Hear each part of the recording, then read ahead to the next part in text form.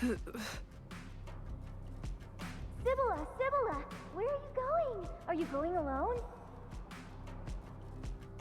This city... How much further?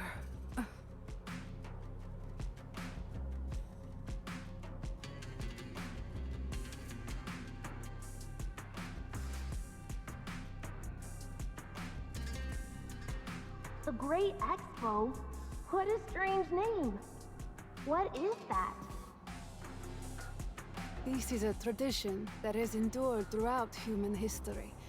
People from every region and ethnicity gather to showcase their achievements, exchange new technologies, learn from one another, and move forward together.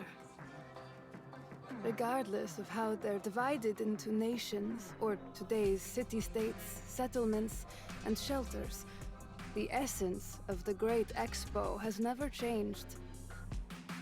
It's a gathering where people come together to push civilization forward. Even the smallest voices will be heard.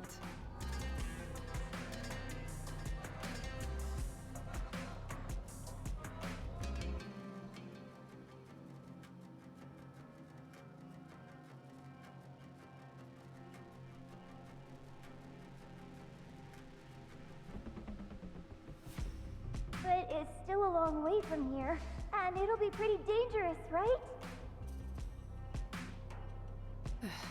I have to go. No matter how dangerous it is, a whistle is useless if it stays silent. Ah, here. We made this bracelet together. It's a protective charm for you. I learned from my big sister. Each bead represents one of us, to keep you safe. May the sandstorms never hurt you. May you always have food and warm clothes. May you never feel lonely and despair. And may you find good friends and companions wherever you go. Safe travels! We'll be here waiting for you.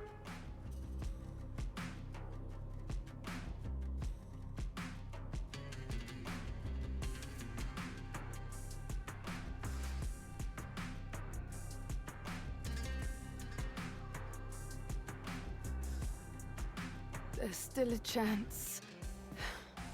Still hope. I must get into this city. I have to find that person. She will listen. She will help us. I must.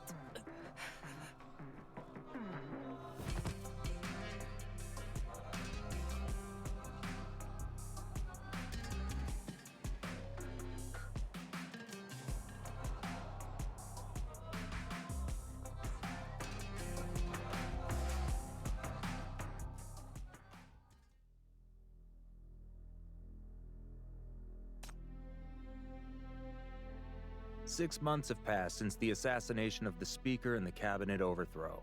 The Ninth Agency has just completed its third round of citywide screening for Outland spies. Our investigations have covered 2,038 people, resulting in 198 suspects identified and 117 arrests. They're all bribed city locals, mostly recruited through the dark web.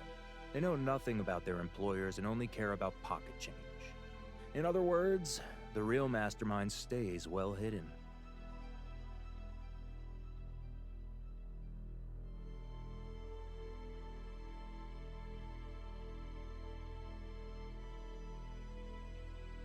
All Outland ambassadors have been summoned for questioning in connection to suspicious activities during the election. We've also widened the investigation to include all organizations tied to the Outland. Notably, Quinn's president has been detained for allegedly bribing counselors.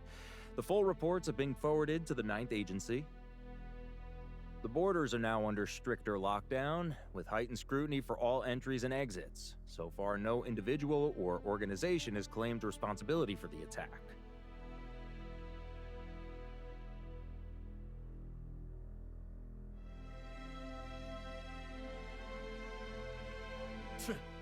You expect criminals to willingly confess.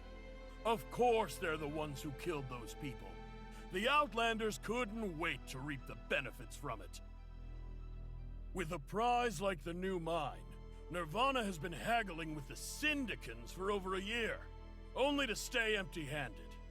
The Outlands would be fools not to act. Letting this city monopolize it is not an option. What's there to fear?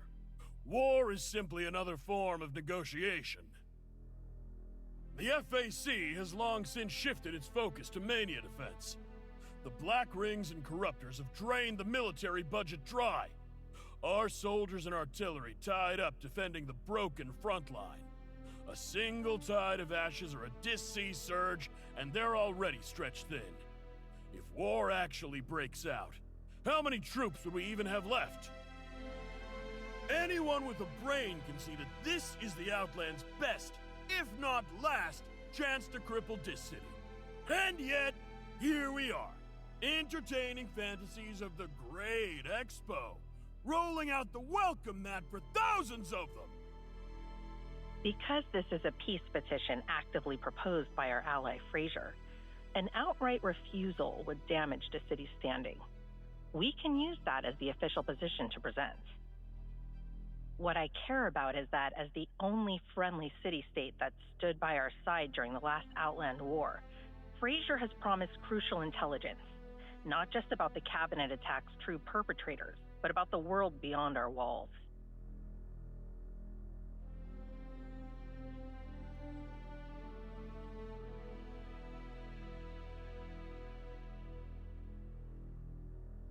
The good old days. The last expo was in NF-106. What should have been a peaceful celebration ended with a diplomatic collapse, and we still haven't truly reconciled to this day. The widespread disasters have limited war, trade, and transportation, but they've also choked off intelligence networks. For every 10 agents we send out, we're lucky to get back a single corpse with half a dying message. That's another kind of isolation.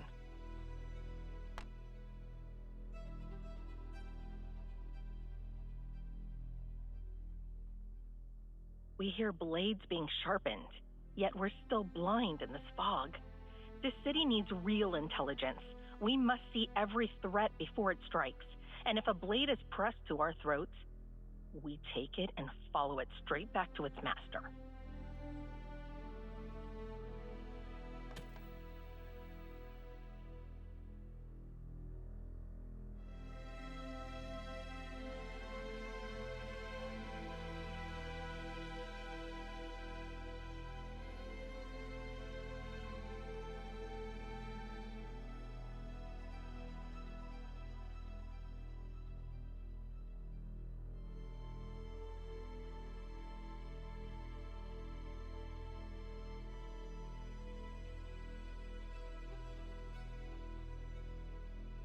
Please, Chief.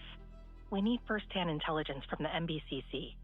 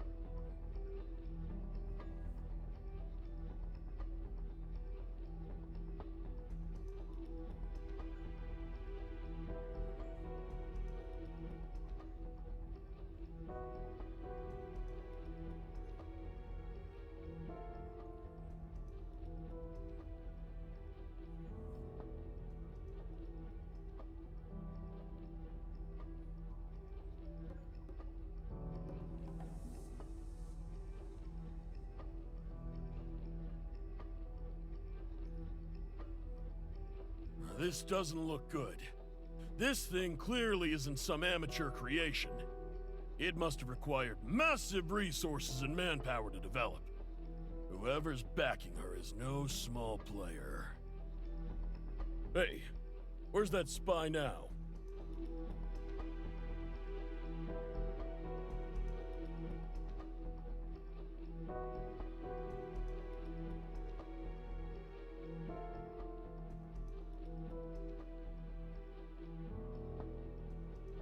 On the bright side, our enemy hasn't fully mastered this power yet, and that sinner is already dead. On the more concerning side, we've only exposed one spy, one who infiltrated this city years ago. For all we know, our enemy may have already created more soldiers like her. You're right. Intelligence is crucial. We need more intel from the Outlands. Gathering local intel takes time. While we successfully dismantled the Underground's dark web last August, the operation came at a steep price. Many of our agents in the Outlands were exposed, went missing, or were neutralized with classified materials leaked in the process. Our intelligence network has been severely compromised. Both rebuilding and reactivating it will take considerable time. If we can't afford such a long wait... Then let Frazier bring their intelligence to us. If they dare attempt anything underhanded, we'll be fully prepared to prevent any incidents.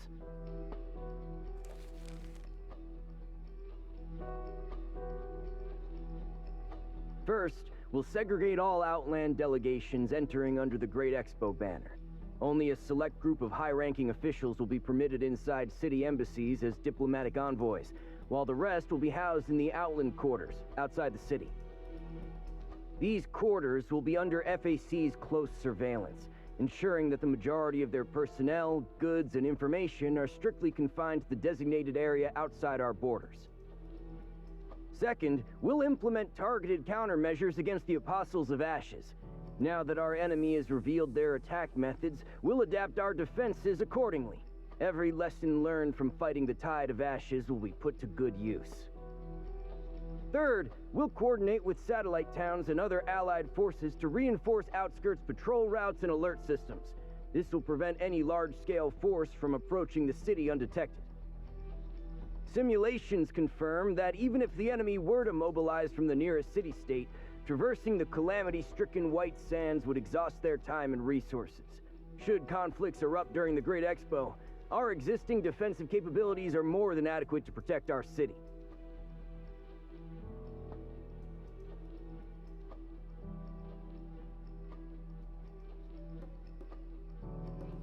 We should accelerate our Expo preparations then. Can't afford to let them notice anything unusual and gain diplomatic leverage against us.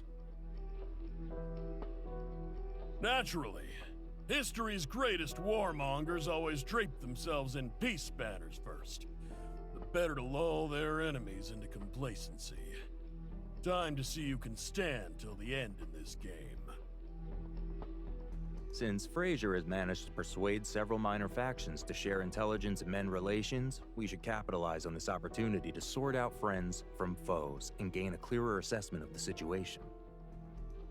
Looking on the bright side, if nobody causes trouble and the Great Expo proceeds smoothly, this could be exactly what the hypercube economy needs.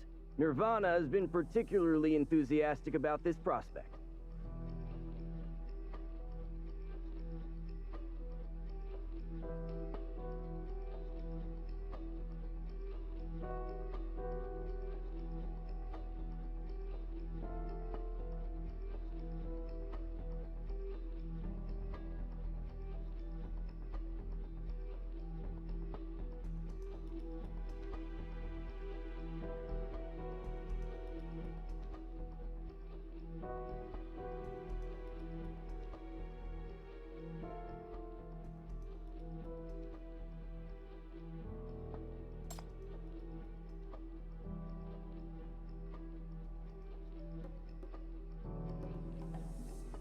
The Speaker. Huh. He won't oppose anything. What can he actually accomplish anyway?